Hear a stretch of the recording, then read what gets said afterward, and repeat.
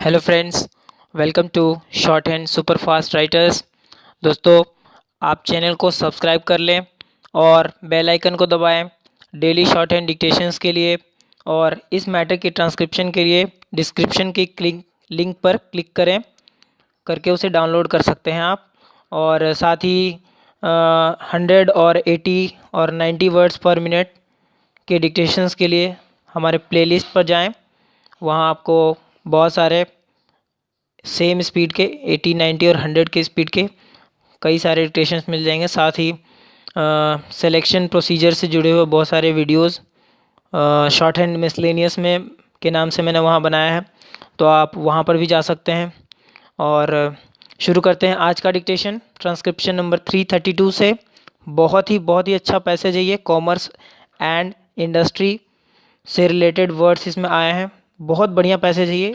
इसके इस तरह के ही डिक्टेशंस एग्ज़ाम्स में आने के चांसेस होते हैं, तो इसको आप अच्छे से लिखेंगे और कोशिश करेंगे कि इसे 2-3 बार लिख लें, और उससे भी ज़्यादा बार लिख सकते हैं तो वो भी उतना भी लिखें। शुरू करते हैं dictation. 10 seconds, 5 seconds, start. Sir, with regard to khadi and village industries, I would like to make one or two general observations before I proceed to take up the various clauses of the bill. The supreme importance of khadi and village industries and their contribution to the development of the national economy are well known. It was no less a person than Mahatma Gandhi who focused the attention of the nation on the key role that these industries, khadi and village industries and cottage industries, have to play in the building up of the nation on balanced lines for many decades. He gave the utmost importance to the development of these industries. After the achievement of independence, both the central government and the state governments have lost no opportunity and spared no efforts to give a great fillip to the development of these industries. I would like at the very outset to state that the main responsibility for the development of these industries falls squarely on the shoulders of the state governments. It is the state governments that have got to bear the brunt for this responsibility, and it is the apparatus of the state governments, namely the various departments of industries that they have built up and which are functioning, that has got to discharge the supreme responsibility of developing these industries. But in view of its great importance, sir, the central government has come into the picture. It is not necessary for me at this stage to narrate the developments that have taken place, the discussions that have taken place in regard to the role that the central government has to play in the development of these industries during the last few years. When we were discussing the ninth 5-year plan, when we were formulating it, and after we formulated the plan, there was discussions at a very high level to bring into being certain central authorities in order to deal with these cottage industries. I am sure the honorable members are aware of the ninth 5-year plan and its contents, and I need not quote from the plan. It is enough to say that as a result of the efforts made in the beginning of the ninth five-year plan and the discussions held at various levels, several All India boards were brought into existence, of which the Khadi and Village Industries Board is very important and deserves consideration. So many boards have been brought into existence. For example, the Handloom Board, the Small Scale Industries Board, the Coir Board, and the Tea Board, the Rubber Board, and so on. During the discussions on the 10th five-year plan, when it was in the stage of formulation, it was decided that these industries should play a very vital role in the development of our national economy, and for well-known reasons.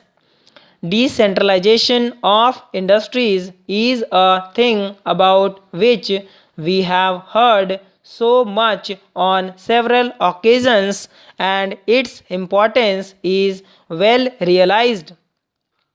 We want to increase production to the maximum possible extent in respect of certain selected consumer industries without at the same time impairing or prejudicially affecting the maximum amount of production of some other goods that is necessary for our expanding economy. It is in this context that a decision has been taken that we have to give the maximum assistance and support for the development of these industries, and these all India bodies have been brought into existence only for the purpose of, if I may say so, supplementing the efforts of the state governments and not supplementing the efforts of the state governments. This is a point which has got to be very carefully borne in mind. Whenever an all India body is being brought into existence, it is not as if there is any desire on the part of the central government to take away the authority of the state governments or to over centralize anything, but there is really every desire to supplement the efforts of the state governments. In respect of these industries, the sole desire is to assist the state governments by giving them financial support and by guiding them in matters of policy. Well, sir, a little while ago I was giving the genesis of the Khadi and Village Industries Board. It was conceived mainly as an advisory body, that is to say, to advise the central government and the state governments in the matter of planning these cottage industries and preparing schemes for the development of cottage industries of various types and giving some sort of support and strength by those who have got a considerable experience in the building up of these industries over a long period of time in 2 or 3 decades. Though it was mainly conceived and as an advisory body, yet certain executive functions were made to come within the purview of the working of this board. I need not refer at the present moment to the several executive functions that were given to this board. It is now more than an advisory body, sir. As you are aware, under the Constitution, certain rights have been reserved for the scheduled castes and the scheduled tribes as laid down in Article 330 of the Constitution.